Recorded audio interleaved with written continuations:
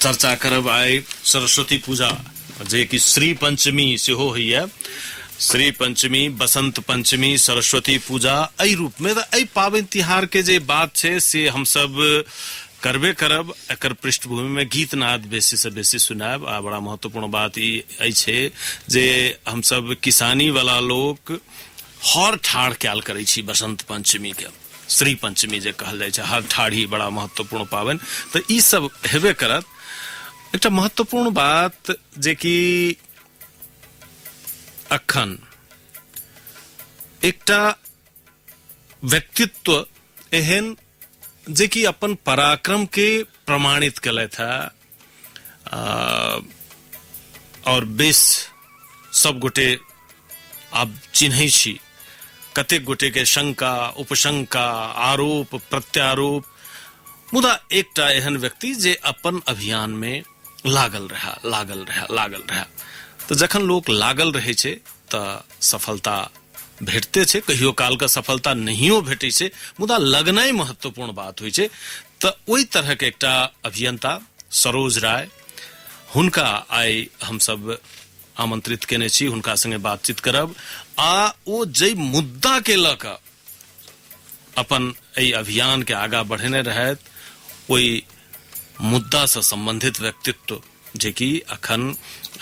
नेपाल में, मिथिला में एकटा सबके जीह पर लटकल नाम उमेश यादव तो सेहो छथि। हिनका सब संगे कनि काल में हम सब बातचीत करब। मुदा जीवन एहने छे, बहुत रासे उतार चढ़ाव दुनियादारी होइत रहे छे, अनेक झमेला सब अबैत रहे छे, झंझट सब अबैत रहे छे, मुदा ओकरा चीर क पार उतर क मन में एकटा आशा के दीप बारने रहनाइ सबसे प्रमुख बात होइ छे। और ई चीज जे छे से डॉक्टर राजेंद्र बिमलक एकटा गीत में से हो हम सब सुनने छी, बेर बेर सुनने छी। मानल जे झंझा झकोर बड़ा जोर रेछ, आशा के दीपक जरौने चलू मीत है, पसरल इस चारू दिस गुजगुज अनहरिया त, एक गीत किरण केर गौने चलू मीत है। तो किरण के गीत गाबैत रहबा के अभियानी सब, अनुष्ठानी सब हमरा सबक संग छथि। त अखन हम सब एहि गीत से प्रसंग के आगा बढ़ाब, तकर बाद जे चर्चा सब केलौं तै में आब चली अखन एहि गीत दिस।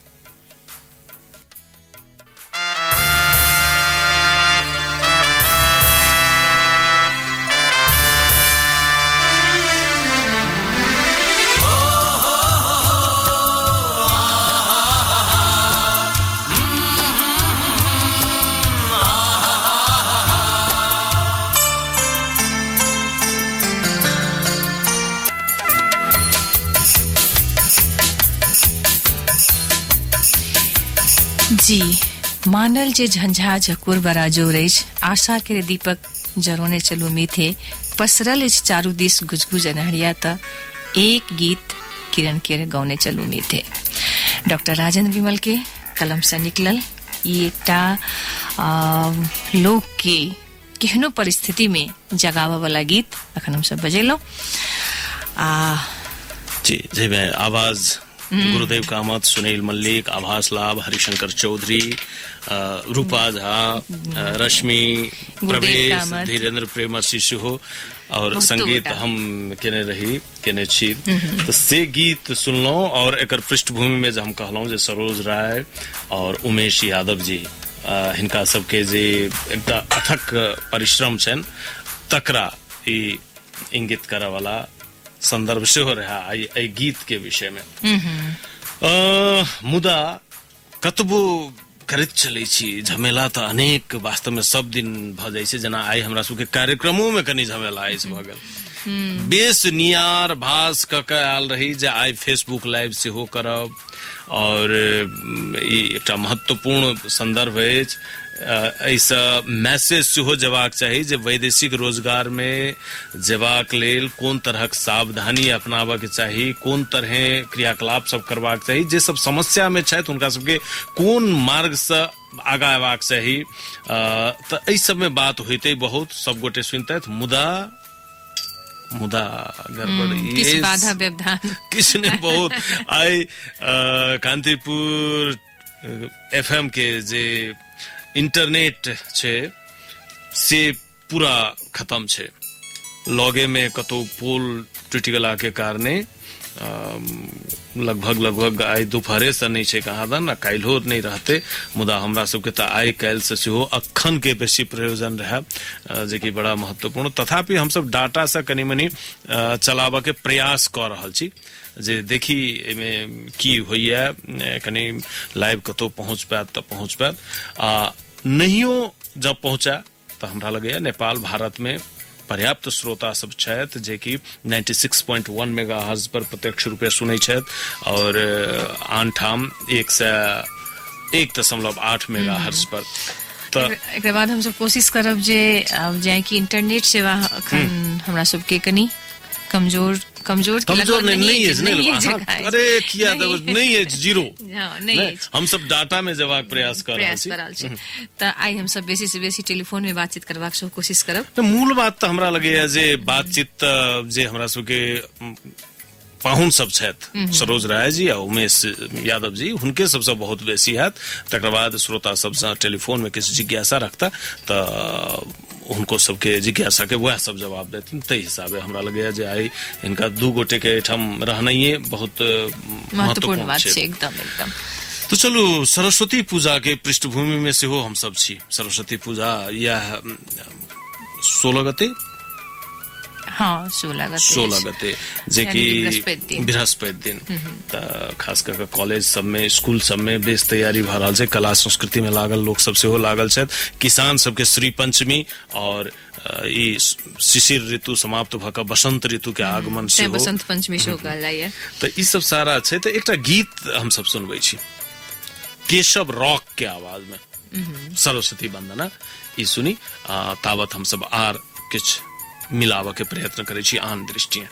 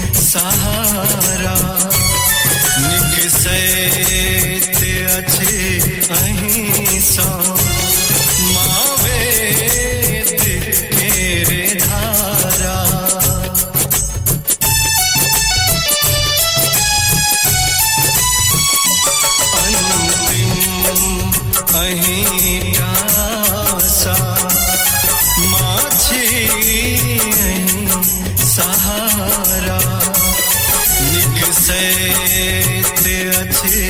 अहिंसा माँ वेद केरे धारा विमले सुनो सरस्वती विमले सुनो सरस्वती ए मरो अलख जगाओ हे ज्ञान केरे देवी अज्ञान के भगाओ हे ज्ञान केरे देवी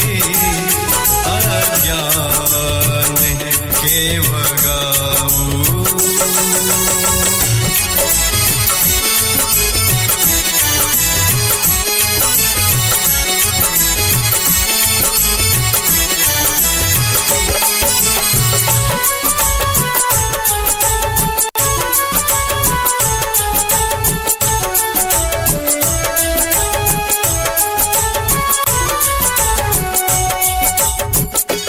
सुर सा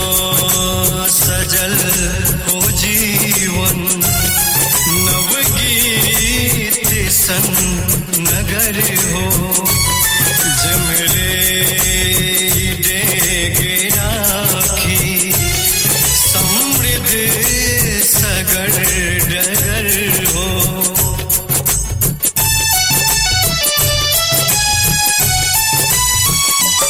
सुर सा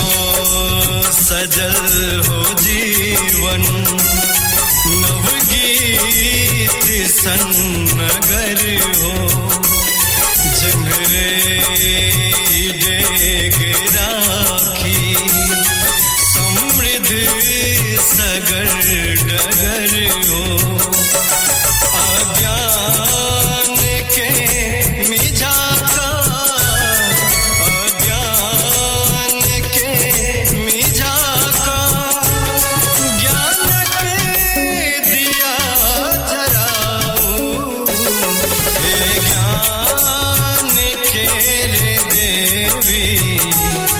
अज्ञान के भगाओ हे ज्ञान केरे देवी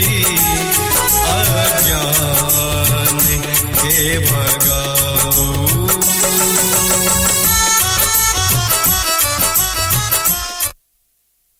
Number one on your dial, the station with a smile.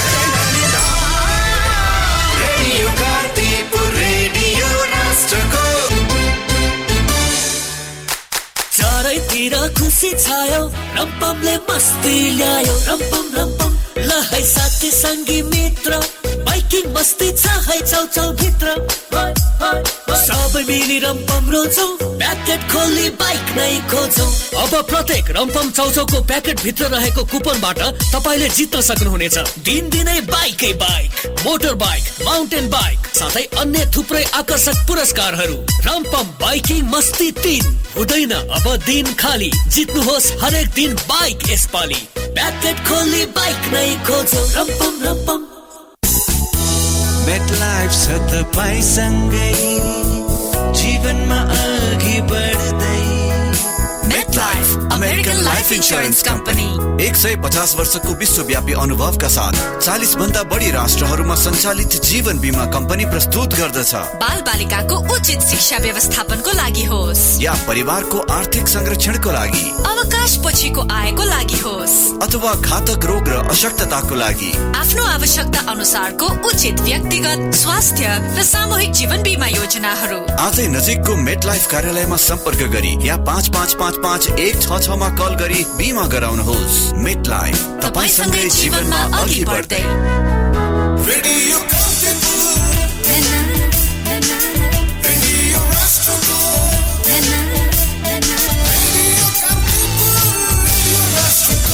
अघिल Kantipur FM में मैथिली कार्यक्रम हेलो मिथिला। यही कार्यक्रमक प्रायोजक अछि एशियन थाई फूड्सक उत्कृष्ट उत्पादन रम्पम चौचौ।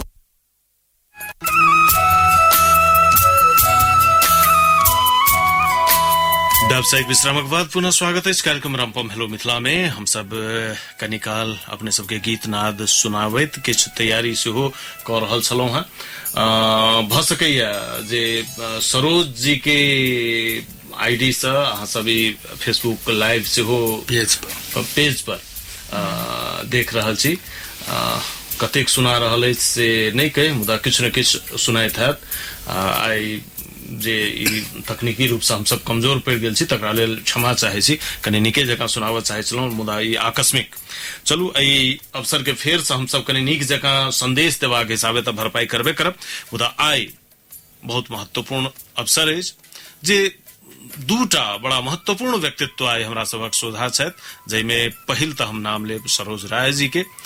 जे एकदम असंभव जकाँ लागऽ वाला काज में लाग कर ओकरा संभव बना कर देखौलथि है। तो सरोज जी बहुत बहुत स्वागत है हेलो मिथिला में। जी धन्यवाद। सबसे पहले तो ये जे आई के कार्यक्रम से हेलो मिथिला, एकरा जते आदमी ये सब देख रहल छै, जे ई अभियान के उमेश यादव जी उनकर जे शुभ चिंतक सब छै, जे आदमी से ये देख रहल छै, सब में हम सबके नमस्कार आ स्वागत करी छी। ई जे अभियान छलैया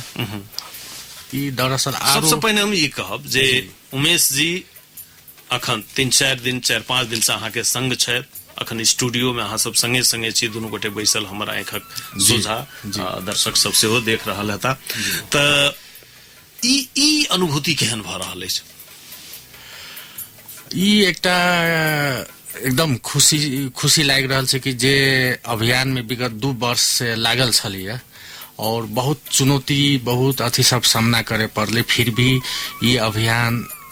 आया के उमेश घर फिरता आयला के बाद एक किस्म से सफल भेले। एक आदमी के अपने के जीवन बच गेले। अहाँ के एकटा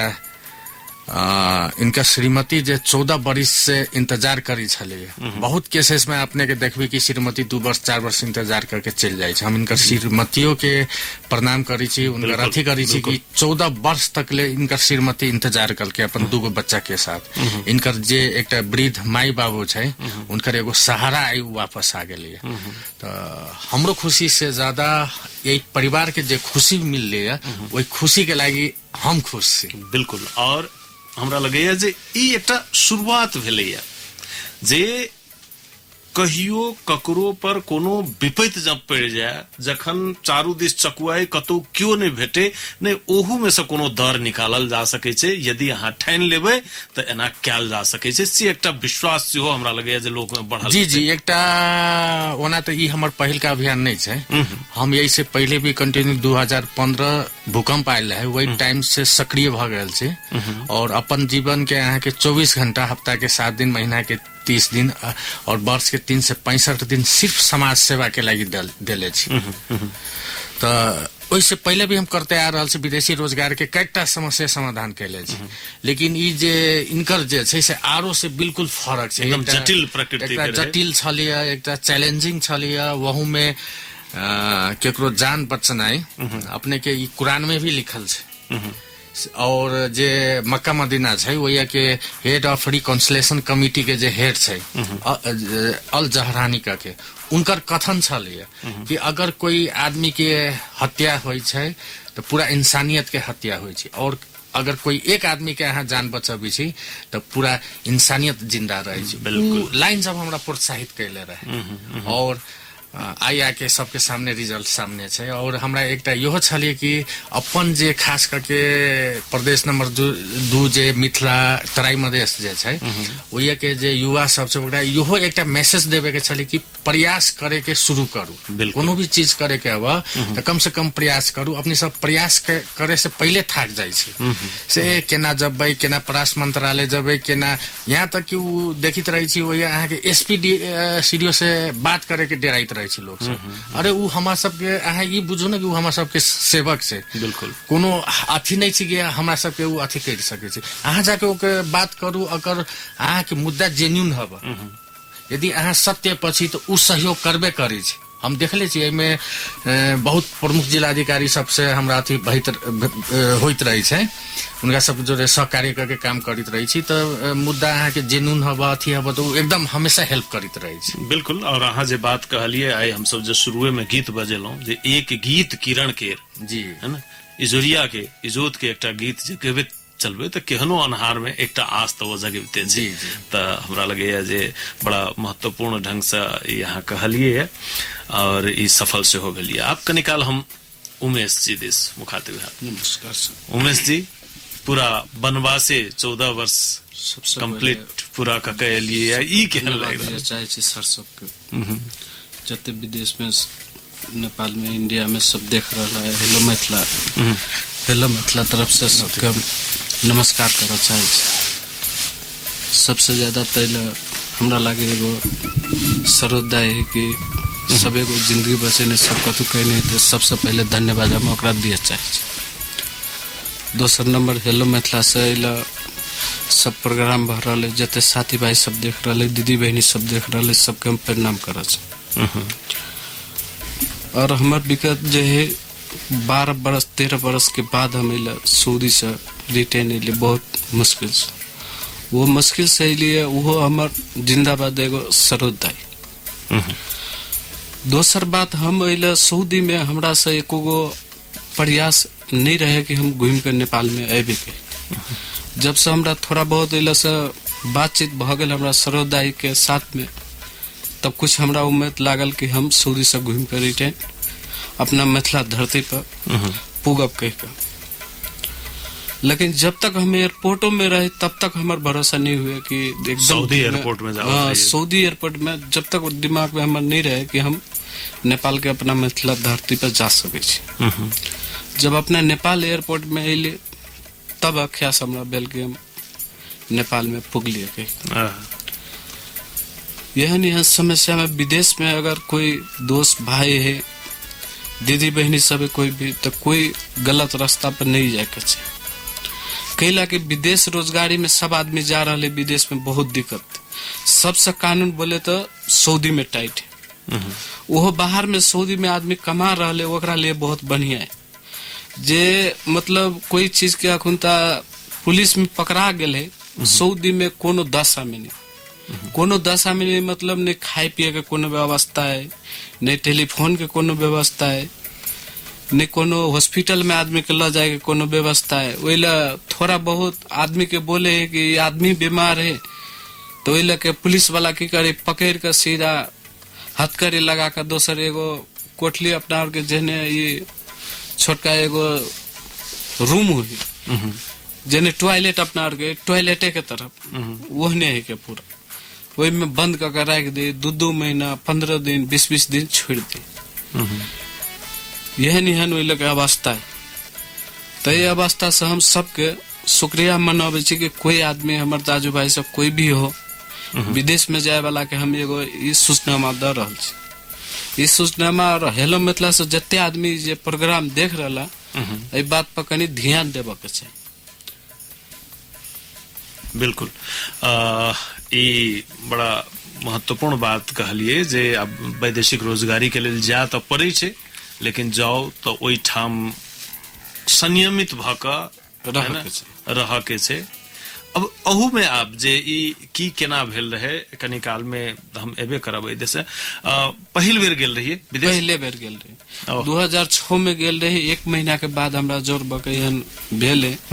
हम जेल पड़ला के बाद 13 बरस 6 महीना में हम रिटर्न घर पे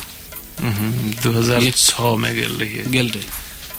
जाते देरी 1 महीना के बाद 1 महीना के बाद न एको पैसा हम केकरो से कंपनी से उठा सकले न कुछो। हमर कंपनी रहे सऊदी बिलादिन कंपनी में गेल रहे। इला सुभाष विजय मैन पावर से गेल रहे।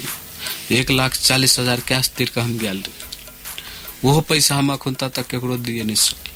तो कंपनी जखन अहाँ मान लिये जेल पड़ गेलिए पकड़ा गेलिए कंपनी कोनो खोजी पुछारी नहीं केलक? कंपनी खोज पुछारी कंपनी डायरेक्ट जखुनते नहीं कोनो बात भेल आदमी के जखुनते होई कि मतलब जेनाते अपना के स्टूडियो तरीका से आदमी सब रखने रहे स्टूडियो के तरीका है ओकरा के कंप्यूटर में पूरा देखलक जखुनते कोई आदमी के जे मतलब एगो कार्ड हो कार्ड नहीं रहल कि तखुनते वो कंप्यूटर में मार के चेक करे लगी आदमी है कत चेक कैलक आदमी नहीं है तो ओकरा तुरंते पुलिस में रिपोर्ट कर दे तुरंते रिपोर्ट कर दे तेहन बात है लगे सिस्टम एहन जी कने काल समय दिस हमरा सबके ध्यान देवे पड़त समय दिस ध्यान देल जाओ It's 10 p.m.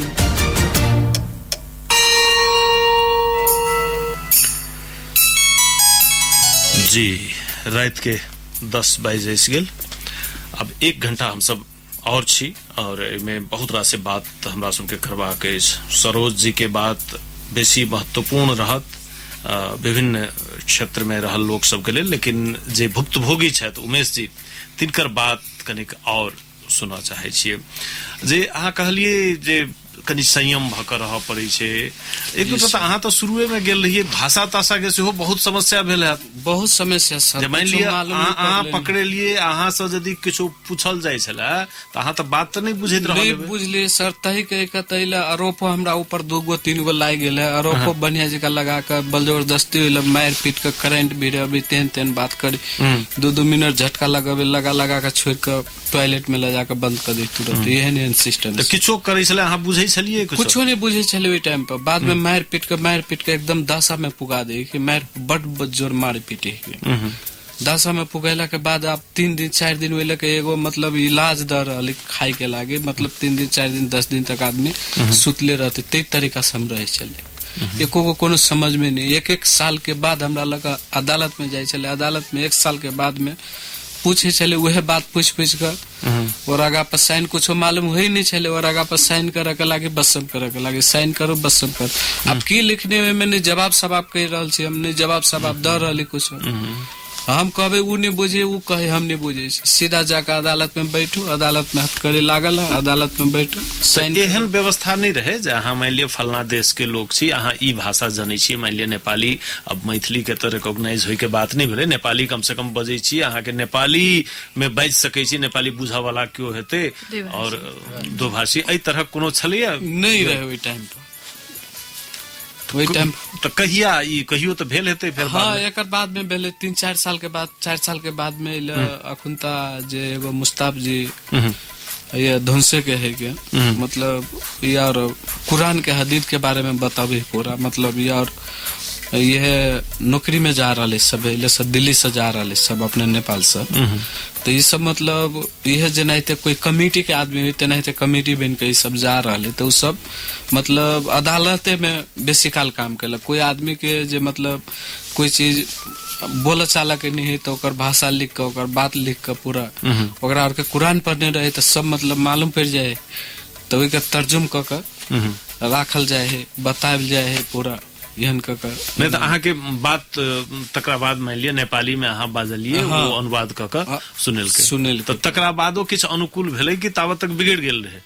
ताबे तक तो यार पूरा फाइल वही अनुसार से ओकरा के बाज ही नहीं दे ई कहे कुछो लेकिन बाज ही नहीं दे ओकरो तर्जुम करे वाला आदमी जे रहे ओकरो नहीं बाजे दे अच्छा एकटा जना कि हम सब अब कहली हम कि यही ढंग के हमार काम नहीं छी कह रहे तो ये कह रहे अदालत सुरता में तोरा के फाइल यही तरीका के बना देने और मानबे नहीं करी अब जे अपन तर्जुम करे वाला रहे तो जे ओइ लेके अदालत के से कहलक ओकरो वहे माने पड़े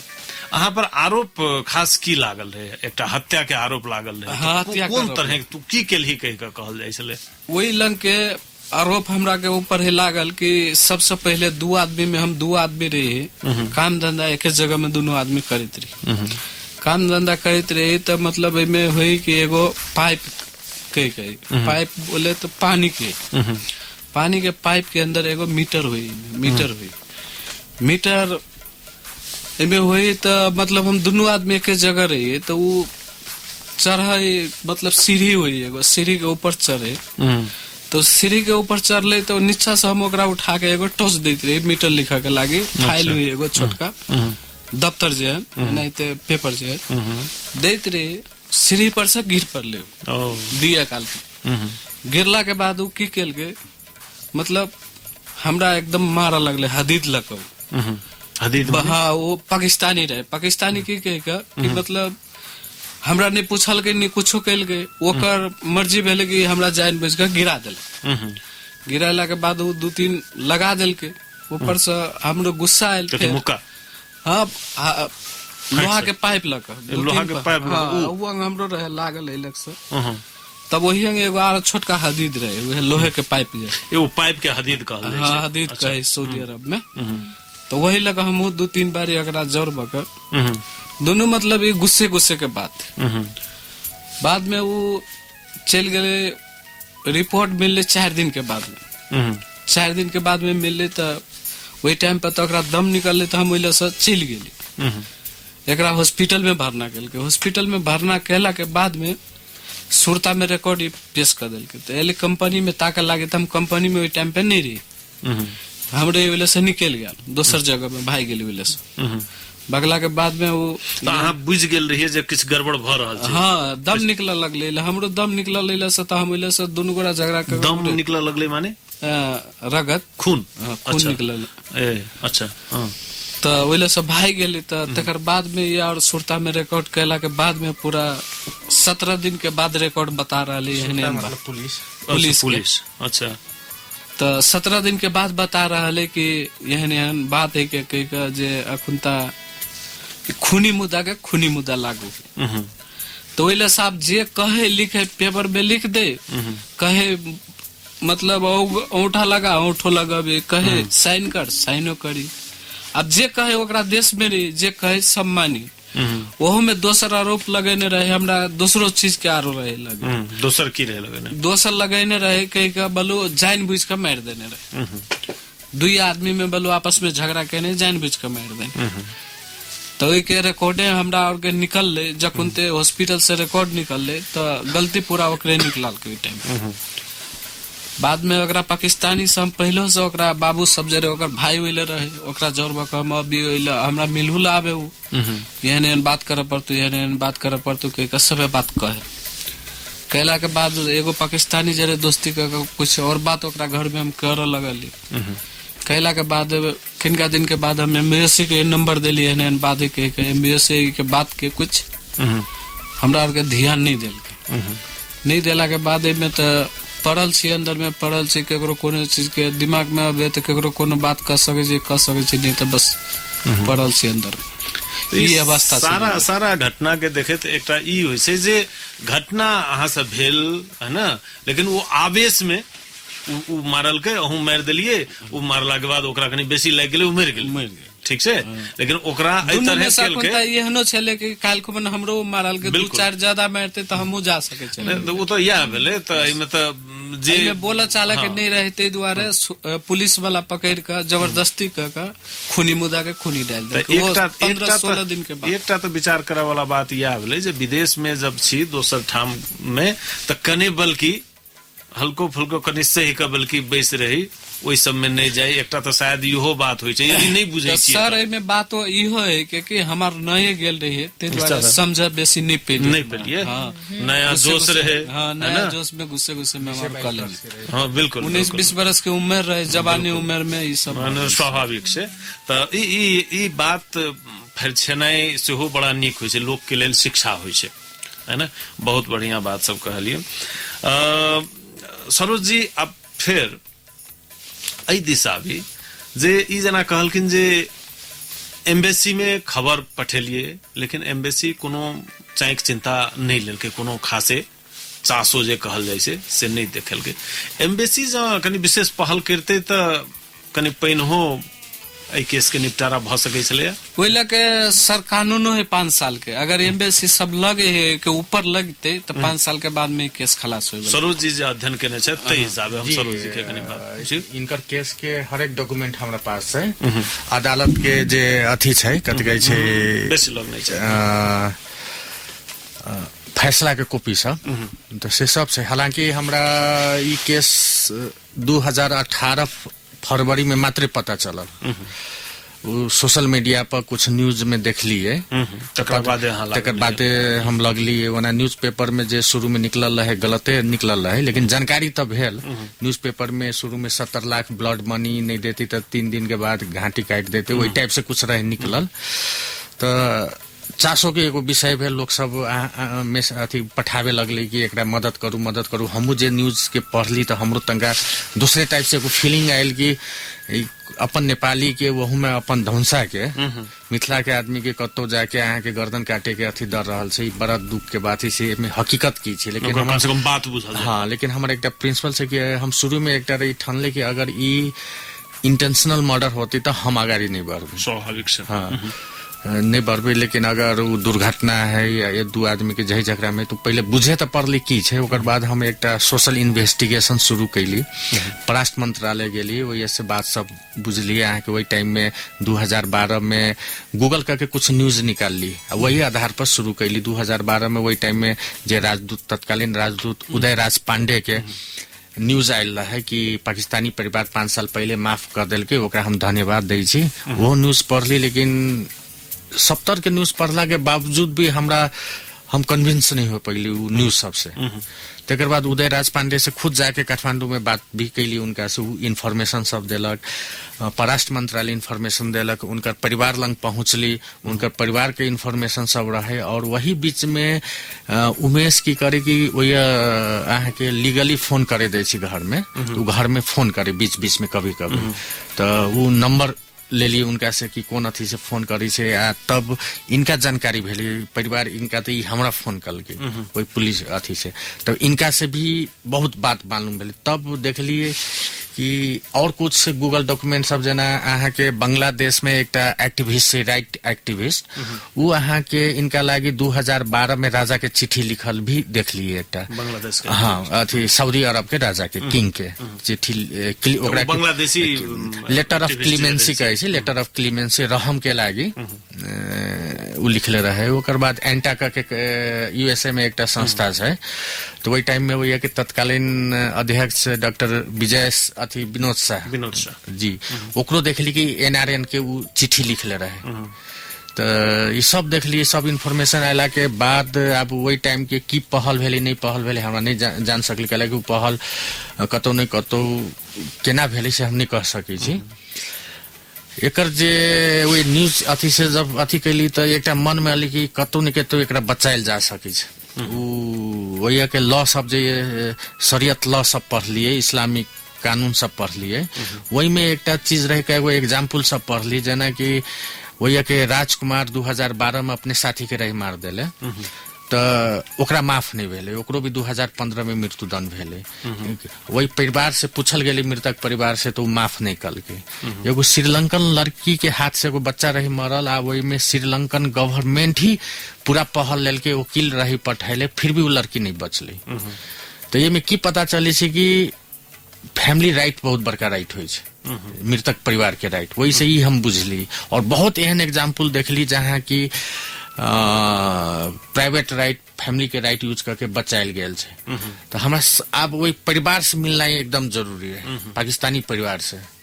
कैलाकि हम जे इन्फॉर्मेशन सब आयल वही से हम कन्विंस नहीं भेल रही। तो हम पाकिस्तान जाके अपने के अथी बनैली, एक मन बनैली, ओकर बाद बहुत प्रयास कैला के बाद, परराष्ट्र मंत्रालय में प्रयास कैला के बाद अनुमति मिलली कि जाऊ कह के वही गेली। वही गेला के बाद कुछ साथी सब बनैली, वही अपने के एक वकील हायर कैली जाते मात्र 2-3 दिन के बाद, और वही भी अपन नेपाल पाकिस्तान में अपन नेपाल एम्बेसी से भी कांटेक्ट कैलिए। वही के इस्लामाबाद जे राजधानी से वही से 5.5 घंटा दूर जगह छै जतौ परिवार सब रहे, वही गेलिए। लेकिन जाए से पहले एक इन्वायरमेंट बनैली, कैला कि वह सब हमरा जानकारी देलक कि 1.5 वर्ष पहले एक घटना भेल रहे, ऐसने एक मृत्यु वाला घटना में 6 आदमी के गोली मार दिल के, सब माफीनामा के लागी गेल रहे, आ 6 के जे मृतक परिवारी से गोली मार दिल के, वो मीडिया में प्रकाशित है, वही फैसलेबाद के घटना है। लेकिन तैयो हम कहली नहीं, हम जब एते दूर आयल छी तो हम जेबे करबे, तो हम सब वही एरिया के जो मौलवी हो जाए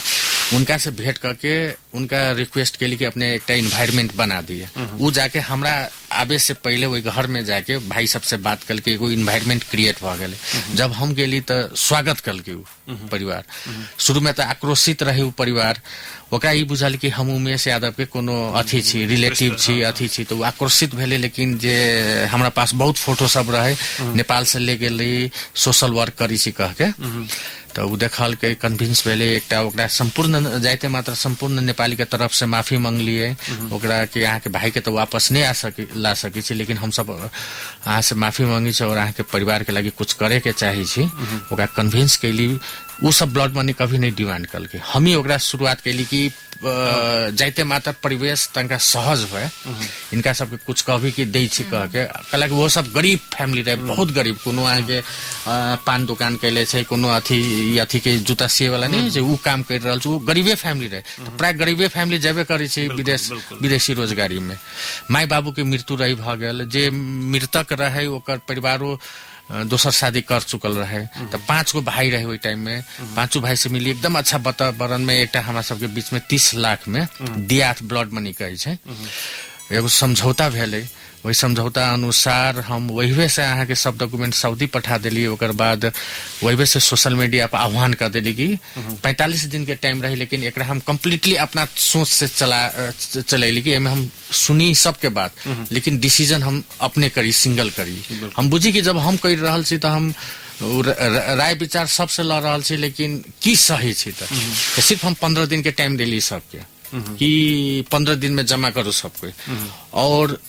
अहाँ के 15 दिन के अंदर नियर अबाउट 40 लाख से जमा भेले हाँ लेकिन बीच में ये अभियान अहाँ के अथी होए लागल रहे हम पाकिस्तान से आह्वान करके नेपाल अली 2 तारीख आह्वान के लिए 3 तारीख के नेपाल अली 2 तारीख के सऊदी दूतावास एगो हड़बड़ी में विज्ञप्ति निकाल दिल कि जे नहीं निकाले के चाहिए आई वो सब जे घटना देखते तो पछताइत होते दूतावास वो निकाल की दिल कि उमेश यादव के केस में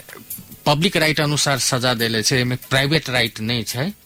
और यही में ब्लड मनी के बात नहीं कल गेल छे जे बाहर ब्लड मनी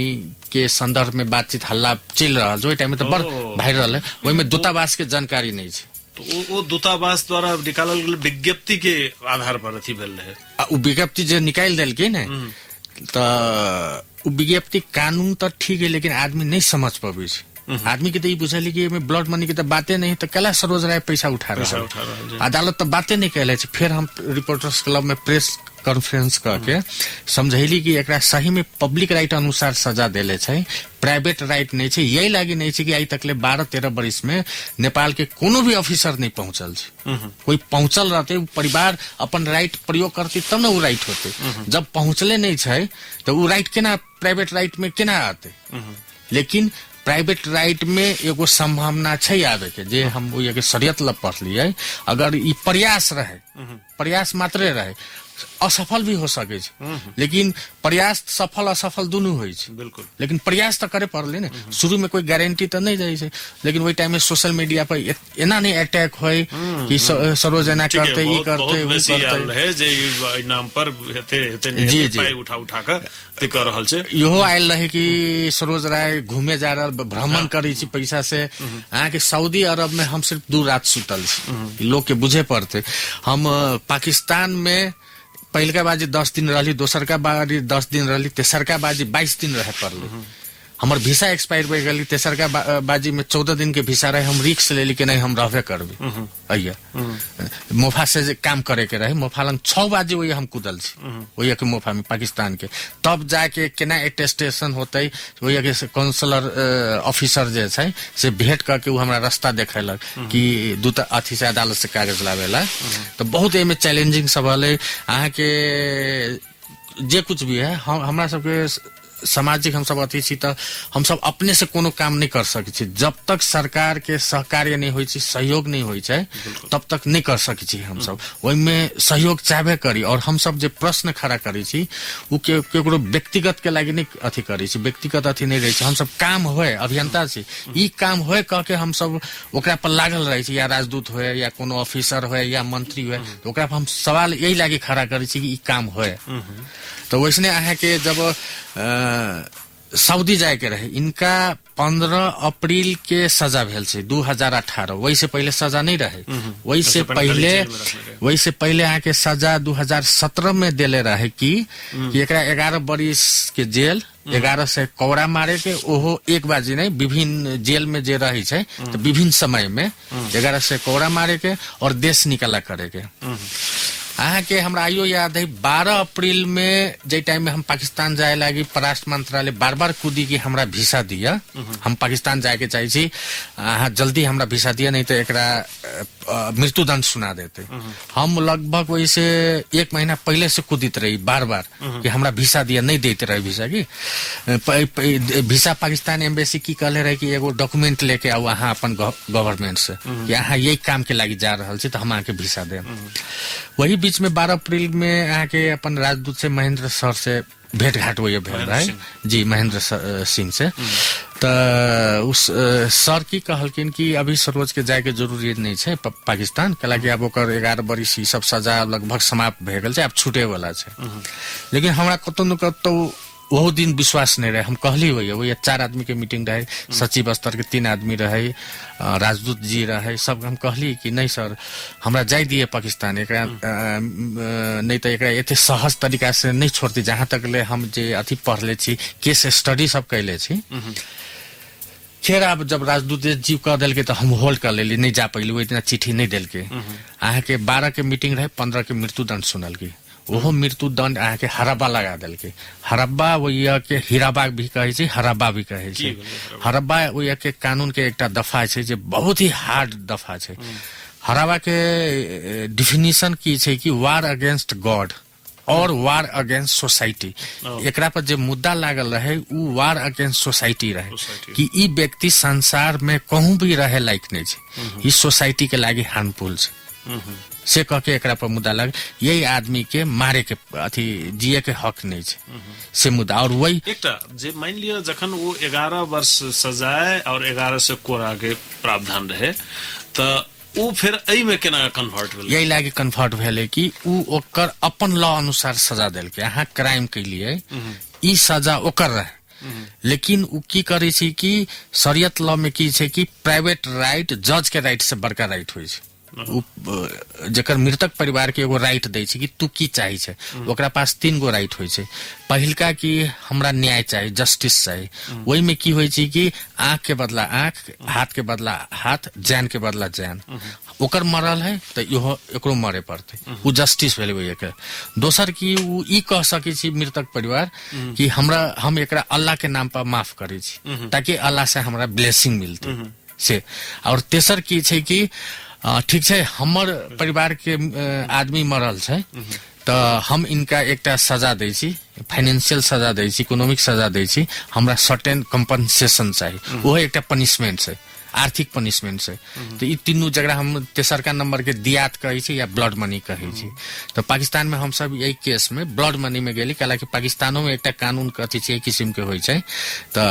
29 लाख वो जिज्ञासा वो छला वो नहीं आबि पेले, वो 11 वाला जे छले है तो फिर एई में रूपांतर। हाँ, तो यही लागी रूपांतर भेले कि वही परिवार के बार बार अदालत कहल के कि उ परिवार के हम सब राइट देले छली, अभी तक प्रयोग नहीं हो सकले। जब उ नहीं अली तो एकरा पब्लिक राइट लगा अपने मने तक हाँ लग जाय छै। दोसर बात की कि एकरा तरफ से तकले वकील नहीं छले, वही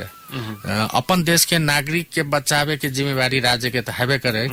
लेकिन उनका वकील भी रखे के चाहिए। एक तरफ से वकील नहीं रहे। हालांकि 2012 में ई केस बहुत बाहर अथी भेल रहे, वही टाइम में हमरा जानकारी नहीं रही, लेकिन वही टाइम में अहाँ के संसद में बात उठल रहे। अपन रामचंद्र झा जी छै वही टाइम में शायद माननीय जी रहल, संसद रहल, बात उठैले रहे संसद में आके, जेकर जवाब अहाँ के वही टाइम के तत्कालीन परराष्ट्र मंत्री जी देले रहे कि अब लेकिन कोनो बात कला निकला ठंडा गेली वही टाइम में। और 2018 में जहिया से लगली हम तहिया से हम एक रास्ता पकड़ लिए, कि हम बुझी कि ये में प्राइवेट राइट ही सबसे बड़का राइट है, लेकिन अदालत हमरा नहीं कहले रहे, नहीं नेपाल सरकार कहले रहे, वो एकटा प्रयास रहे जे बुझली आ उ सफल होते चल गेले। एकर सबसे बड़का सफलता के एकटा कारण छै 45 मिनट जज से जे 45 मिनट बात के लिए जी उ बहुत बड़का सफलता छै। हालांकि शुरू में जी हमरा शुरू में कहल गेल रहे कि जज कोनो आम आदमी से इंटरटेन नहीं करे छै, वजह से बात उत नहीं करे छै, लेकिन फिर भी हम रिक्वेस्ट केल कि हमरा प्रयास तो कर दिए। हम 14 मई के अथी पहुंचल छी सऊदी। 14 मई एकर 15 अप्रैल के सजा दिल के और 15 मई तक ले 30 दिन के मात्रे टाइम रहे कि 30 दिन के अंदर अपन कोनो चीज अपना तरफ से बचाव के लागी राख सके छे, अपील कर सके छे। दूतावास 26 अप्रैल के रहे अपील कर देले, लेकिन हम दूतावास के और सब जानकारी दूतावास के रहे, तो दूतावास के हमर की रहे एकटा थी कि जब तक अहाँ नया चीज ऐड नहीं करबे, कोनो प्रमाण नहीं ऐड करबे, तो अपील से नहीं छोड़त। सऊदी के जे कानून है, अगर अपील से छोड़ती है तो सबके छोड़ देती, वो अपील से नहीं छोड़त। ये में अहाँ जब तक कोनो नया चीज नहीं देबे, जेना एकरा 15 अप्रैल के सजा भेली कि उ फैमिली के राइट पब्लिक राइट बना के उ फैमिली तो अबे नहीं करले, तब पब्लिक राइट अनुसार लगा के हराबा लगा दिल के। लेकिन एकटा हो सके कि अगर अदालत के ई जानकारी मिले कि वही परिवार लंग कोई नहीं गेल छलिए तो रहम कर सके उ ओकरा सबके हाथ में रही, इंसाने तो है। ओया के हम एकटा देखली, जज सबके भी देखली, उ सब नहीं चाहत रही कि कोई आदमी मरे, कोनो आधार खोजित रही। अगर एकरा मारे के रही तो के ज्यादातर केस जे अहाँ देखबे मृत्यु दंड देले छै, वो 5 बरिस के भीतरी दे छै। उ चीज भी हम पढ़ ले रही, जिते केस स्टडी कैलिए तो मैक्सिमम अहाँ के जेकरा मारे के छै 5 वर्ष के भीतरी मारल छै मैक्सिमम। इसने बाद में एगो दूगो केस होता है, नहीं तो मैक्सिमम वो जिते अथी देले छै मृत्यु दंड आदमी सबके 5 वर्ष के। तो वो हमरा एक अथी आले कि नहीं एकरा जब एते दिन उ रखले छी 13-14 वर्ष, तो जरूर कुछ बात होती,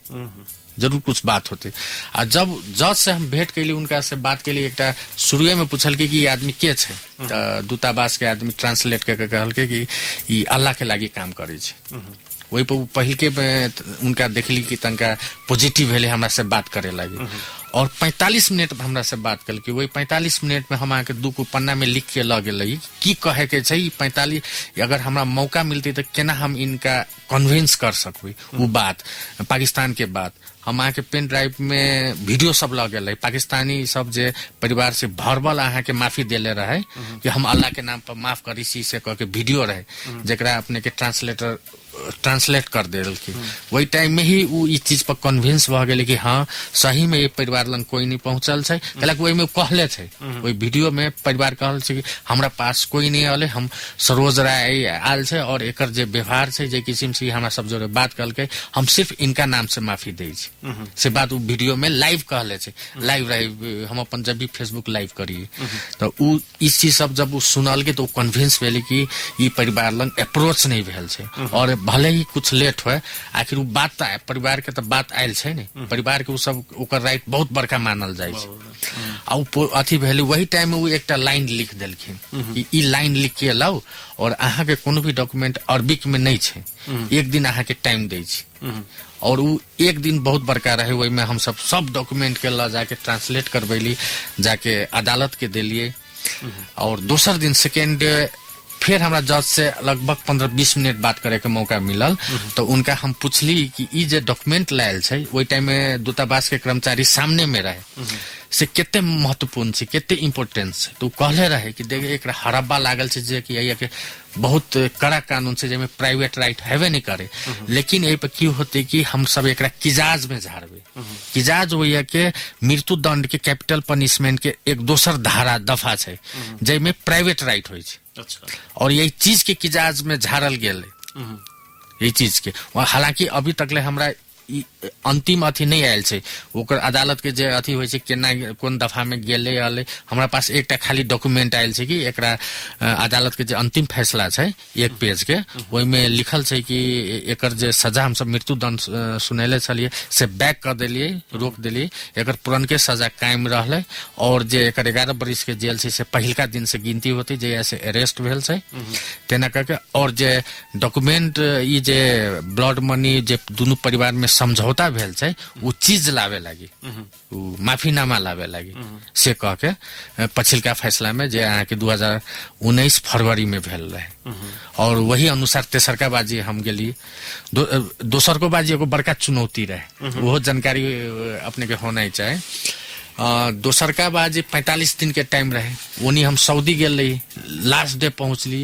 एकटा संजोग भी है इनकर, सब कुछ की भेले हम देखली मिलते चल गेले कि भगवान की कृपा से, अपने के माँ जानकी की कृपा से। सऊदियों में हम ठीक लास्ट डे पहुंचे गेली आखिर 15 मई तकले टाइम रहे 15 मई के उनका से भेटो भ गेलै जज से कन्विंसो भ गेलै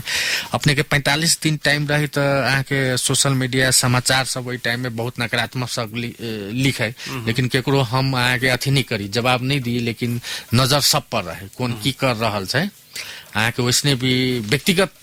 तरीका से लिखे लगले ओई टाइम में समाचार सब दोसर का बाजी जे गेली तो समझ जना लोग सब टीका टिप्पणी करी कि आई उमेश यादव के फैसला नहीं भेल छै आई पैसा द देती ब्लड मनी आ नहीं छूटली तो एकर अथी के तब की भेल कि एकटा हमर भाई अमेरिका में रहे छै छोट भाई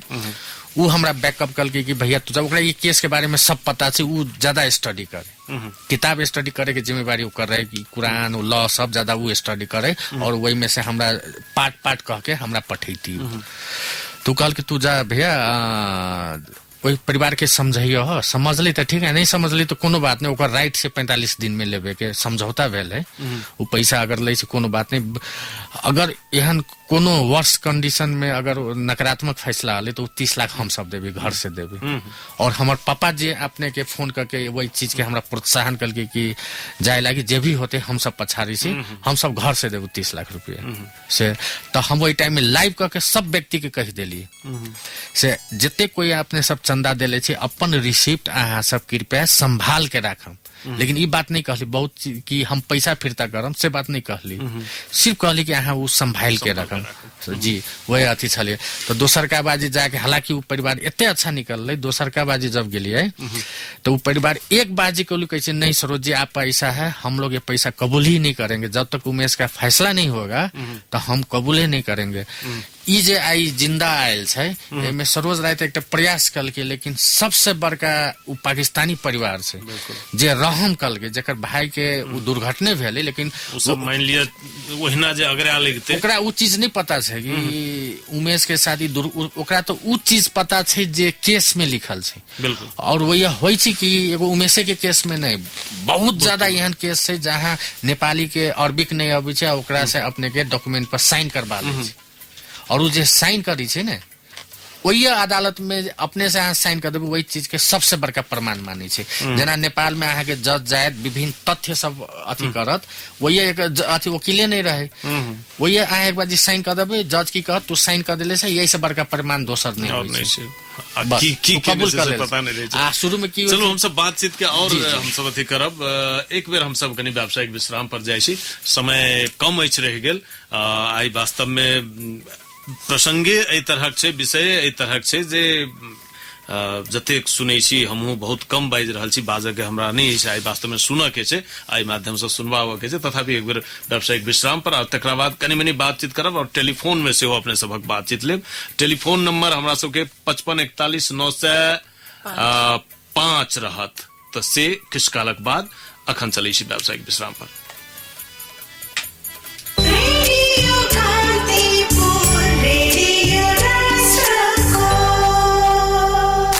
चारैतिर खुसी छायो रम्पमले मस्ती ल्यायो रम्पम रम्पम ल है साथी संगी मित्र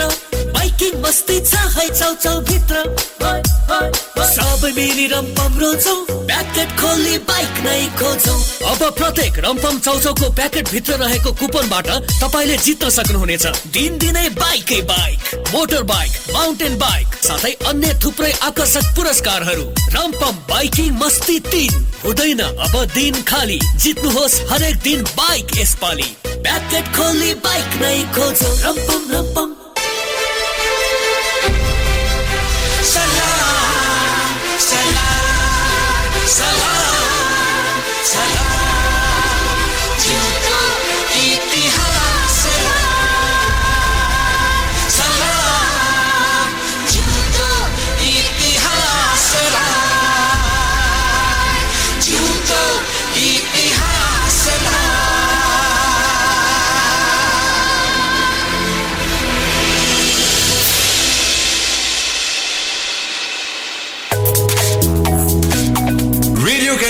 Radio Rashtrako on Facebook. We are more than 2.5 million strong and still growing.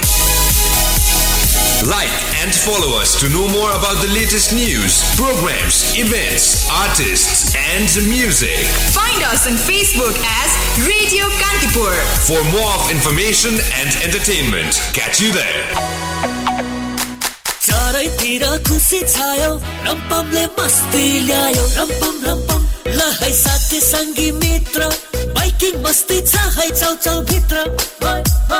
सबै मिली रम्पम रोल्छौ प्याकेट खोली बाइक नै खोल्छौ अब प्रत्येक रम्पम चौचौको प्याकेट भित्र रहेको कुपनबाट तपाईले जित्न सक्नुहुनेछ दिनदिनै बाइकै bike motor bike mountain bike साथै अन्य थुप्रै आकर्षक पुरस्कारहरू रम्पम बाइकिङ मस्ती 3 हुँदैन अब दिन खाली जित्नुहोस् हरेक दिन बाइक यसपाली प्याकेट खोली बाइक नै खोजौ रम्पम रम्पम द हेडलाइनर्स समसामयिक विषयवस्तुमाथिको गहन छलफल हामी गणतन्त्रमा त आयौँ संविधान पनि अब महिला मैत्री बनायौँ तर अहिले पनि नेतृत्वमा चाहिँ सोचमा परिवर्तन आएको देखिन महिलाले मैत्री सोचेर विकास भएको देखिन अझै पनि नेतृत्व तहमा चाहिँ पितृसत्ताहारी छ सामन्तीवादी सोच हावी छ तथ्यपरक सन्तुलित र शालीन प्रस्तुति द हेडलाइनर्स मुलुकलाई आवश्यकता परेको बेलामा हामीले नेतृत्व दिनु पर्यो समस्या परेको बेला समाधान दिनु पर्यो आवश्यकता परेको बेला नेतृत्व दिन सकिँदैन समस्या परेको बेला समाधान दिन सकिँदैन संसद चलाउनु पर्ने बेला संसद चल्दैन भने हाम्रो योग्यता देखिएन प्रत्येक दिन बिहान 7 देखि 7:30 बजेसम्म द हेडलाइनर्स रेडियो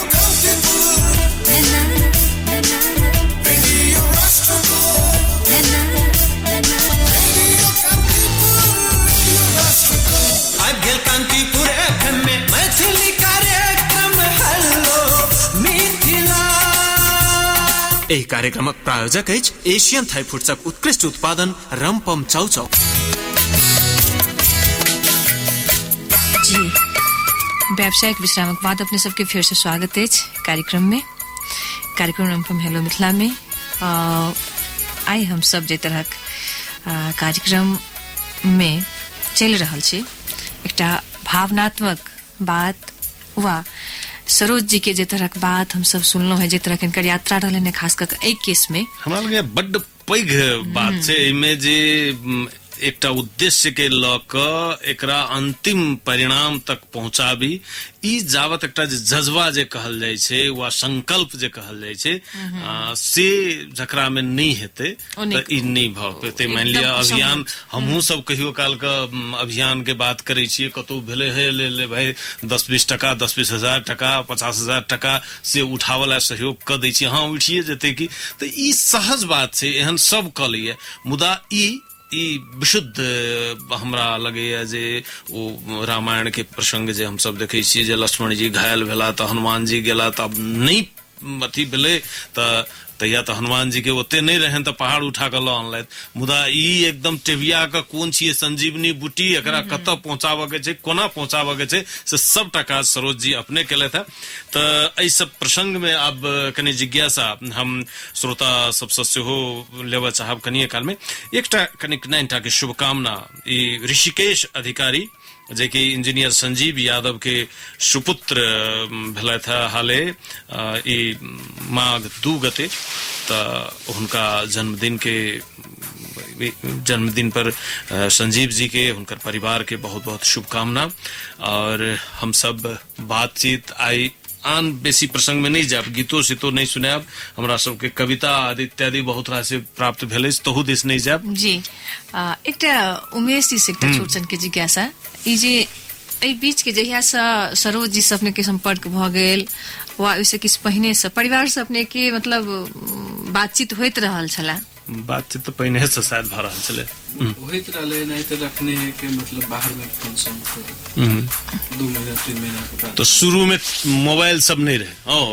वही टाइम पे मोबाइल नहीं रहे ते त मुश्किल है 6 महीना के बाद नहीं तक कहियो काल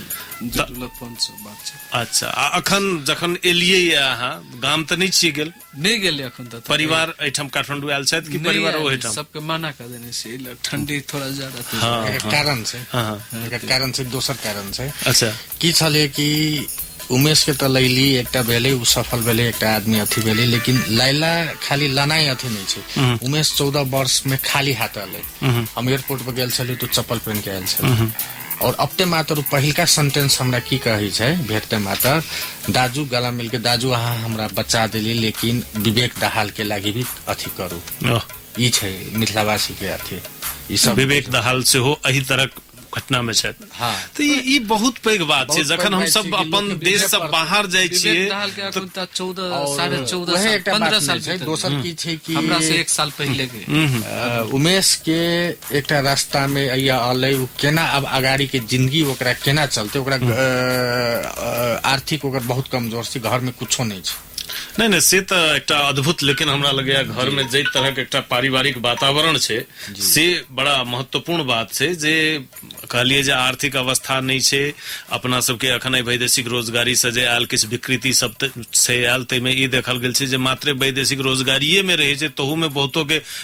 पत्नी सब छोड़ के चल जाय छै और ई एकटा आस में 14 वर्ष एते घोर प्रतिकूल अवस्था में ई बहुत महत्वपूर्ण बात छै एकटा हमरा ओहिना जिज्ञासा उमेश जी भगवान के कते माने छियै माने से सब दिन सर भगवान के मानते से सब दिन सर कौन भगवान के बेसी माने छियै सब भगवान के माने पर दिहन त नहीं कि एक एगो के माने से सर सरोज राय के की देखे छियै हमरा लाखे तो भगवाने है सर सबसे पहले वो है सर छै न हमरा लागे वो है कुत्ता भगवानी सर बहुत बहुत धन्यवाद दिया चाहिए सर सरोजो जी के बहुत बहुत धन्यवाद दिया चाहिए सरोजो जी के ने हमरा तो लगे है देखियो क्यों एक व्यक्ति जाले सरोज जी जका काज नहीं करते ताले नहीं होते नहीं होय वाला अभियान सब बहुतो चले छे लेकिन ऊपर झापर चले छे सरोज जी अपना से हो कहलखिन जे विभिन्न अभियान में हम लागल छी सरोज जी के लेल से हो बड़का एकटा परीक्षा छले सफल भ जाए जे काम में लगे है कर के ऊपर बेल लगे है तो सफल भ जाए भले उ कहल के वाला सब उमेश कहल के भले कि हम उनका भगवान इंसान मानी छे लेकिन इंसान के इंसाने बन के रहे के चाहे बिल्कुल जे इंसान सरोज जी जे इंसान बनल रह जाय छे ना वह भगवान के कोटि प्राप्त करे हमरा सबके तुलना नहीं हो नहीं इंसान बनल नहीं रहू भ गेले इंसान बनल रहनाइ बहुत कठिन बात छै हम उमेश के एकटा भैया के रूप में छी एकटा उनका अगाड़ी के दिन में भी ओकर अथी केना होते से एकटा अथी करबे लेकिन भगवाने होय छै बिल्कुल सिर्फ ओकर जेठ भाई छै और हमरा लगैया जे बहुतो पीड़ा में पड़ल लोक सभक लेल अखन अहाँ ओहि तरह छियै ठाड़ भेल अखन विवेक दहाल के बात आबि रहल छै और ई एकटा नीक लागल जे नेपाल में पहाड़ी मधेसी ई जाइत ओ जाइत दुनियादारी भ रहल छै लेकिन जखन हम सब बाहर चल जाय छी तकर बाद केना सब भाई भ जाय छी आई उमेश यादव विवेक दहाल के बात कर रहल छै आ सरोज राय ओहि पर चिंता प्रकट कर रहल छै हमरा ई अथी में जे कार्य हम सब कर रहल छी मानवता में नहीं हम सब जात देखली नहीं धर्म देखी छियै जी अपने के 1.5 साल पहले के घटना है हम दिल्ली गेल रही असगरे पहुंच गेली दिल्ली यहाँ के पहाड़गंज एरिया में वही यहाँ के होटल सब में असगरे जाके पता लगेली कि कौन होटल में कितने महिला छै हमरा जानकारी प्राप्त भेल रहे कुछ पीड़ित से और 39 को महिला के जान बचेली वही टाइम में और अपने के आश्चर्य लगत कि 3-4 महीना के भीतरी अपने के 80टा बाल बालिका के हम उद्धार करके इंडिया से ले लिए और हम वही जे टाइम में उद्धार करके लवी छियै ओकर कभी बाबा या माई उ सब मिलित रहे छै और जे खुशी ओकरा सब पर देखित रहे छै वो संतुष्टि उ बहुत ज्यादा हमरा लागि मायने रखी जो हालांकि कई आदमी प्रश्न करे छै कि आहा मतलब की मिली आहा के हमरा की मिली नहीं मिली उ मायने नहीं रखी हम कभी वही पर गेबे नहीं कैली कि हमरा कथी मिल रहा है लाग सोचे कि हमरा फुर्सतो नहीं रही दिन भर व्यस्त रही रात में हम आके लगभग हमर दिनचर्या से 2 बजे सोते छी अभी रात में जब तो विदेशी रोजगार वाला रात में फोन आबे छै चलू सरोज जी हमरा लगैया आइ के त 1.5 घंटा हमरा सबके बड्ड कम पड़ गेल एकटा हमरा छोट सन के जिज्ञासा छला जे एकठाम चर्चा भेले जे उमेश जी एलखिन एला के बाद उनकर जे समस्या छले जे भेले लेकिन मुदा विवेक दहाल के बात केलखिन सेम तरह केस छै उमेश जी उनको वाला एही तरह के हमरा सेम प्रकृति के केस छै वही में एकटा नेपाली के अथी छै लेकिन उ केस पूरा बुझला पर ई पता चली कि वो एकटा दुर्घटना छै ओइ में नेपालीये के हत्या भेल हाँ, छलै भेल छै, लेकिन जे मृतक परिवार छै अमकीदारी उ हमरा अख्तियारनामा देले छै कि यही आदमी के बचावे ला, विवेक के बचावे ला। तखन तऽ ई किछु शायद सहज भऽ जायत। नहीं, एमे इहो ओते सहज केस नहीं छै, कैलाकि उ परिवार पहले ही ब्लड मनी मिल चुकल छै ओहि परिवार के। उ चीज पहुंच गेल छै कागज, लेकिन उ हो नहीं पा रहा है। तो जे चीज हम प्रयास कर रहल छी ई एकदम नया प्रयास छै। ई चीज सबके हम वही चीज के डॉक्यूमेंट सबके अटेस्टेड करवा लेले छी काउंसलर डिपार्टमेंट में। वो सब देखल तो कहै छै खोई हो तो नया चीज आजसम्म हामी यस्तो देखेकै थिएन। तो की होइ छै कि अपने जब करबी नहीं तो अहाँके वो अथी बुझे पड़त कि केस खास में की छै और कत से अथी कर सकै छी। जेना जनप्रतिनिधि सबके हम सब गाड़ी देते रही छी, नहीं कुछ कल कि बेचारा ओकरा सबके अथी नहीं रही, सब प्रेशर क्रिएट करवा सकै छी। करे वाला सही में करे वाला छै त अभिभावक छै, विदेशी रोजगार में तो सिर्फ दूतावास, और दूतावास चाहे तो बहुत चीज कर सके छे। हमरा अपने टाइम दिल जाते ये बीच में कुहुन तो हम कुछ विदेशी रोजगार में जाय छे, ओकरा सबके कुछ कहे के एकदम हम सब जल्दीए फेर हमरा लगैया जे जल्दीए हम सरोज जी के फेर आमंत्रित करबन हेलो मिथिला में। अखन किछु श्रोता सबसे टेलीफोन में खाली बातचीत कली 5541 905 01 55 41 905। एहि में जो केओ श्रोता छी, यद्यपि आई ऑनलाइन नहीं सुन पाबि रहल छी श्रोता सब, तथापि रेडियो से सुनऽ वाला सब सेहो किछु हेबे करब। देखी के छथि श्रोता। हेलो हेलो जी नमस्कार, के बाजि रहल छियै? हाँ धीरेन्द्र जी नमस्कार, प्रणाम करे छियो। जी जी प्रणाम प्रणाम, के बाजि रहल छियै? मोरा रंगीली से केशव न्यौपाने बाज रहल छियै। जी केशव न्यौपाने जी, बड़ा खुशी भेल। आई समय कनी अंतिम में छै, नहीं तो अपने से और बहुतो संदर्भ में बात करतिये। आई सरोज राय जी और उमेश यादव जी के बातचीत सुनलिए, सऊदी में कोन तरह फंस गेल रहे और ओकरा कोना उबार के आनलखिन तै विषय में। तो हिनका सबसे हम तकलीफ से सुन रहिए जी, तकलीफ से फोन चार्ज करे, तकलीफ तात्कालिक नंबर दे दिए, तकलीफ से हम सुन रहिए। धन्यवाद जी जी एकदम उमेश जी के बहुत बहुत धन्यवाद छे जी। और परिवार जी और कहे कि आगे के चाहे छे कहू रहा नहीं अही जे सरोज जी से वा उमेश जी से कोनो जिज्ञासा किछो कह के अछि अपने के केसर जी? वकील साहब से सबसे बड़का तो धन्यवाद ओकरा हम कहे चाहे छिए कि आए एते नेपाल में सशक्त दोन भेले या कि रेमिटेंस देश चलके राजा सरकार के टाइम में रेमिटेंस सरकार चलके कि नेपाली खाड़ी मूल्य में एते गर्मी में जाके ओते गर्मी में जाके एरंग उमेश जी देख आदमी जाके ओकर बच्चा के आनलकन। सरोज जी जी सरोज जी पाकिस्तान जाके आनलकिन। हमरा तो उ फिल्म एक छे ना वो बजरंगी भाईजान, बजरंगी भाईजान उ याद है। बिल्कुल बिल्कुल की याद है नेपाल गवर्नमेंट करें छे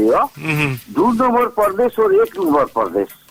सबसे बड़ी विदेश जाएंगे और विदेश ले आएंगे। जी जी हम पत्रकारिता में आज से 25 वर्ष से काम करे छी। लागे उमेश जी से सबके धन्यवाद।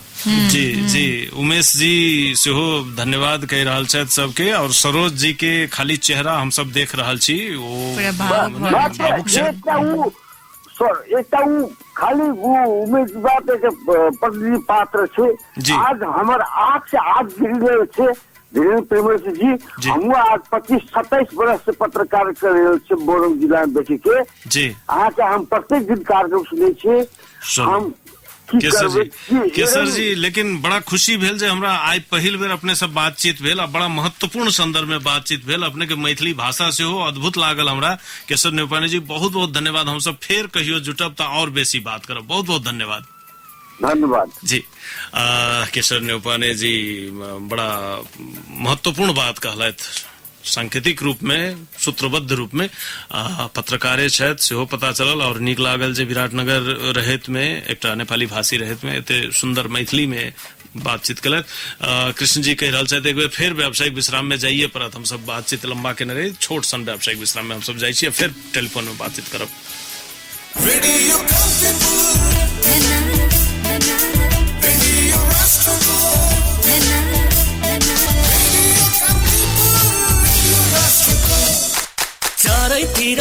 खुसी छायो रम्पमले मस्ती ल्यायो रम्पम रम्पम ल है साथी संगी मित्र बाइकिङ मस्ती छ है चौचौ भित्र सबै मिली रम्पम रोजौ प्याकेट खोली बाइक नै खोजौ अब प्रत्येक रम्पम चौचौको प्याकेट भित्र रहेको कुपनबाट तपाईले जित्न सक्नुहुनेछ दिनदिनै बाइकै bike motor bike mountain bike साथै अन्य थुप्रै आकर्षक पुरस्कारहरू रम्पम बाइकिङ मस्ती 3 हुँदैन अब दिन खाली जित्नुहोस् हरेक दिन बाइक यसपाली प्याकेट खोली बाइक नै खोजौ रम्पम रम्पम घर मोटर कल कारखाना र अन्य सम्पूर्ण निर्जीवन बीमा सेवा सुविधाको लागि सानिमा जनरल इन्स्योरेन्स निरन्तर सेवा निर्धक्क साथ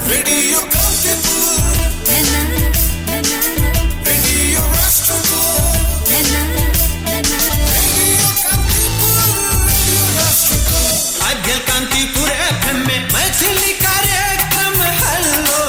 मिथिला यही कार्यक्रमक प्रायोजक अछि एशियन थाई फूड्सक उत्कृष्ट उत्पादन रम्पम चाउचाउ। जी मात्र अंतिम 10 मिनट हम सब अपने सबक संग छी और हमरा सबक संग शायद सरोज राय जी और उमेश यादव जी। कृष्ण जी के फिर हम कहबन जे टेलीफोने लेत 5541 एकेटा नंबर है और देखी चटपट में छोट छिन जा कोनो जिज्ञासा वा कोनो बात कह देथिन सरोज जी और उमेश जी के लेल क्यों तो वो निक लागत। हेलो हेलो जी नमस्कार। जी नमस्कार के बाज रहल छी? हम नारायण मधुशाला। नारायण मधुशाला। नारायण कता गांव में की कता? गांव में अखन परिहारपुर सिरहा की सप्तरी सिरहा ई हम कनिक वो गड़बड़ाइत रहे छी एठाम। अच्छा नारायण मधुशाला अहाँ अब बातचीत सबटा सुन लेलिए आब खाली अहाँ के कहे के अछि किनका की कहबे? जी भाईजी आए हम कहे छै नियार मतलब नहीं रहे प्रोग्राम से सुन सकब लेकिन प्रोग्राम सूर्य से सुनलो है बहुत पसंद पड़ल कहे छै आ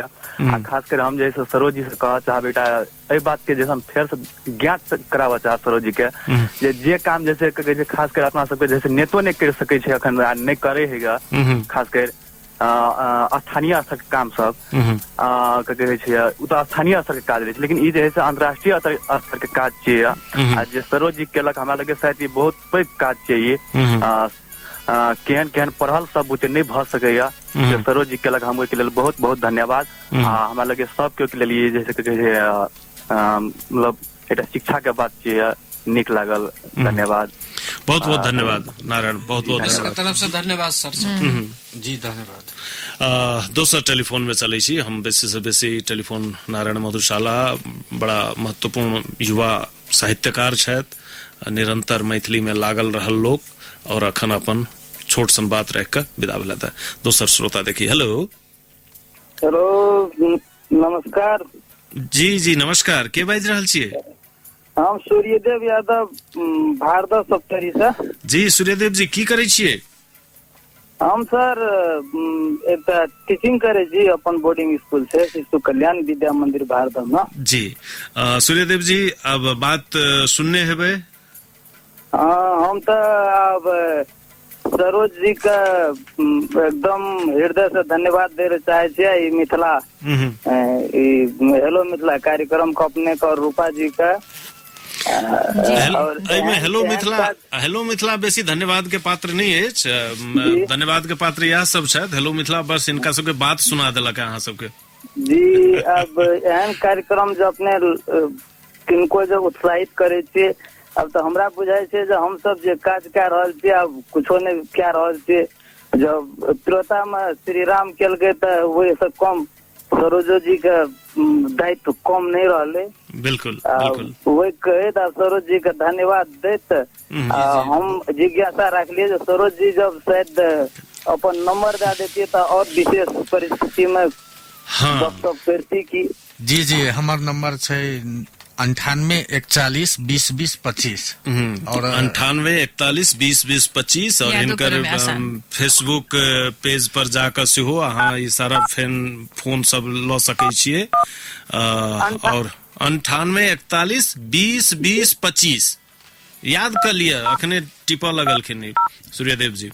सूर्यदेव जी अखन हम अहाँ से विदा लेब अहाँ के बात बहुत महत्वपूर्ण रहल एक दूटा श्रोता के और हम सब टेलीफोन लेब तै दुआरे देखिए के सबके छथि धन्यवाद उमेश के तरफ से। जी अब अगला टेलीफोन में हम सब देखे छी जे के छथि बातचीत करै छी। हेलो हेलो प्रणाम जी प्रणाम प्रणाम के बाजि रहल छी? हम दिवाकर सुनरेत सप्तरी सर। दिवाकर सुनरेत हाँ जी। की करै छी दिवाकर जी? हमें 10 क्लास में पढ़े छियै। अच्छा 10 क्लास में पढ़े छियै। एहि बेर एसएलसी? हाँ जी। तो एसएलसीओ के बीच में हेलो मिथिला सुन ले छियै? हाँ सुनै छी। सरोज राय जी के, उमेश यादव जी के बातचीत सुनलिए? हम पूरे सुनलिए। की कहे के मन होइए? दोनों कोई के हम बहुत बहुत बधाई देल चाहे छी, बसोइयो वाला का बसोइयो वाला का। और हम उमेश विश्वजीत जी के सर अखिल साहब जी अपना तो रामायण और जैसे पाँच आरू पढ़ियो को विदेश जाए होते लड़ाई कथी कि जब अपना और नेपाली वीर पुरखारू के गप सुनै छी कि कहियो नहीं झुकल रही तरह पैसा का गाड़ी में अपना को केना जीते छी। रामायण में जब अपना को जैसे लक्ष्मण जी राम जी से कहे थे कि लंके में रहे लो तो राम जी कहना रहे कि अथी स्वर्गो सब नमरे से अपन धरती। धन्यवाद दे सर सबका, धन्यवाद सर। सुनरेत जी ठीक कहलिए अहाँ बात, एकर जवाब कनी लंबा हेते शायद, बाद में कहियो खास करके सरोज जी बेसी नीक जगह देते, तथापि दू टप्पी सरोज जी कह दियो। एना होइ छै कि जब अहाँ के पेट में दाना नहीं रहत ने तो पैसा बहुत ज्यादा महत्वपूर्ण होइ छै। उमेश के परिवार वो अपना परिवार के लागे गेल रहे, वो अपना वृद्ध माई बाबू अपन दूगो बच्चा के लागी विदेश गेल रहे पैसा के लागी, कैलाकि देश में अपना देश में बेरोजगारी छै। अगर अपने देश में रोजगारी रहती तो कोनो भी आदमी के विदेश नहीं जाय पड़ती, दुख नहीं सहे पड़ती। जी जी, जेना कि एकटा गीत हम सब बनेने छी, रूपा गेने छथि राम भरोस कापड़ के लिखल छन, जाय छी पेटे लेल मोरंग केर घाट हम, जाय छी पेटे ले मोरंग के घाट हम, भूखायल प्रेम निरस चेतल अछि बाट हम। एहि तरहक बात अबै छै जे पेटे भरल पर प्रेमो जगै छै माइटो के लोको के, तो इहो सब बात छै, तो से बुझ पड़त और ई बेसी सोचऽ पड़ते देश के जे बात करै छथि, राजनीति के जे बात करै छथि हुनका सबके। अब अंतिम एकटा टेलीफोन, मात्र अंतिम। हेलो हेलो हेलो, नमस्कार भाजी। जी नमस्कार नमस्कार। हम दिनेश रसिया बाजि रहल छी लहान से। हाँ दिनेश रसिया, संगूर मिथिला स्टूडेंट यूनियन के संस्थापक अध्यक्ष। जी भाई। लेकिन अखन ओहि संदर्भ में नहीं बात आई बस सरोज जी के हुए, उमेश जी के हुए। दिनेश जरूर भाई, हम सरोज भाई के बहुत बड़का फैन थे और संगे जहिया ब्लड मनी जमा करे के टाइम आयल तो हम सब ओहिमे सहकारियों केने छलिए। और सरोज भाई के तो सबसे पहले हम एहि चीज के लिए धन्यवाद देना चाहबे जे एते बाधा व्यवधान बेहरत हुए भी एते लालसना लगले उनका ऊपर, एते कसमकस भेले, शायद दोसर युवा रहते, दोसर व्यक्तित्व रहते तो बात से फर्क भक छोड़ दियो, सब हारिए गेल छै, देशे हार गेल छै, हम की करबे एके भाग गेल रहते। लेकिन वो अधिक रहले, सबसे बड़का बात कहै छै ने मर्यादा पुरुषोत्तम राम जे अपन वचन पर अडिग रहे, ओहि बात पर अपन फैसला पर अडिग रहने सबसे बड़का चले के लेल सबसे पहले हम सरोज भाई के बहुत बहुत हृदय दिल से धन्यवाद देना चाहबे। एहि कार्य में हमरा सबके हौसला प्रदान करे के लेल, हमरा सबके जे हम सब सोच रहल छी, उस सोच के एकटा उदाहरण बने के लेल हमरा सबके बहुत बड़का उदाहरण बनल छथि, ताहि लेल बहुत बहुत धन्यवाद सरोज भाई खास कर हम देना चाहबे। अहूँ सबके बहुत बहुत धन्यवाद करा कि कोनो न कोनो रूप से अपने सब जे सहयोग कैली, वही सहयोग के कारण आई उमेश यादव आयल छै वापस। धन्यवाद सर सबके, उमेश यादव के तरफ से।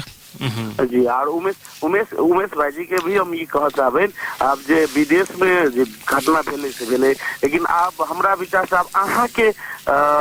बाकी जे दिन छै वो तो अपन परिवार में देबे करब, वही के बाद अगर अहाँ के समय बचत तो अहाँ कथी करे ले चाहे छियै? आप तो इमे रह गेले कथी बात के हम तो अइले साहब कनी मनी हमरा चाहिए अब गवर्नमेंट से पूरा हेल्प चाहिए, सरकार से हेल्प चाहिए, केला के दूगो बच्चा है, परिवार है के तइमे थोड़ा सरकार के हेल्प मांगे छी। सरकार से हेल्प भ जेती तो कोनो ल कोनो बिजनेस खोल के बाल बच्चा के पाले के लागे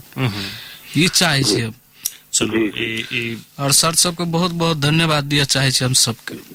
जी बहुत बहुत धन्यवाद उमेश जी के। धीरेन्द्र भाई जी आते से समय बेसी नहीं है तो हम अपना अतियते रखे। बहुत बहुत धन्यवाद। समय ठीक है खत्म इस भ गेल और आब सरोज जी हम सब टेलीफोन से हो अब नहीं ल सकब, जते चाहे छलौ हां बातचीत करब सेहो नहीं भ सकल, लेकिन हमरा लागल जे ई घटना विवरण अहाँ के जे प्रयास रहे से लोग सरसरी सुनलैत, नीक लगले। फिर सरोज जी संगे बैसक परत, उमेश जी संगे ई त भेले एकटा उमेश घटना विशेष घटना विशेष नहीं तो बहुत विदेशी रोजगार में छैन एहन समस्या सब छै। सावधान केना रहे, केना अथी करे कि अहाँ के ओई किस्म से अथी नहीं भुगते पड़े, वही विषय वस्तु पर कोनो दिन बात करी छी। चलो अखन मूल बात जे सरोज जी जना युवा सबके जे एकटा नीक लोक के रोल मॉडल बन रहल छथि, ई बनल रह सकैत और बेसी से बेसी हिनका पथ पर चला वाला सब आगा बढ़े से हम सब कामना करी छी। और आई हमरा लगैया जे उमेश खास क अखन गामो नहीं पहुंचल छथि, काठमांडू छथि, कहिया उमेश जाय के छै गाम जाय के? धन्यवाद सर, सब 2 दिन 3 दिन के बाद सर परसों हम सब जाय के प्लान कर रहल छी। परराष्ट्र मंत्री जी से इनका भेंट करे के छै और इनकर अधिकार बने छी कि एक बार जो भेंट करके सरकार के कुछ रखे के चाहे छी। बिल्कुल तो रखू कि इनकर अधिकार से 14 वर्ष के बाद आयल छी और अभी चल जाती तो फिर वनी अथी उथी भजती बिसर जाते तो वही लागी इनका कोनो भी अथी से बिहान टाइम देले छथि। चलो ई बड़ा महत्वपूर्ण बात छै। त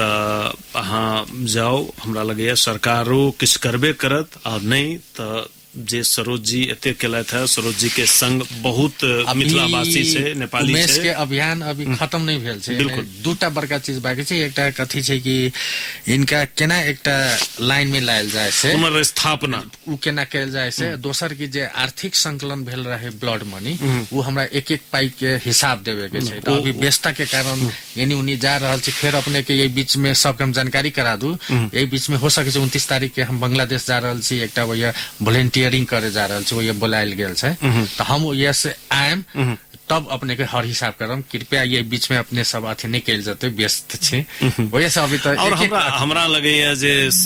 उमेश के आना के लेल चलैया सब सहयोग ई हेबे करते, ओ अहाँ के दायित्व छी, बड़ा बढ़िया अहाँ के जिम्मेवारी छी। लेकिन लोग हमरा लगैया एही में संतुष्ट हेता जे हमर पाई वा हमर योगदान सुकाज लाग गेल, उमेश घर घुर गेला। हमरा लगे लोग के एही में संतुष्टि हेतै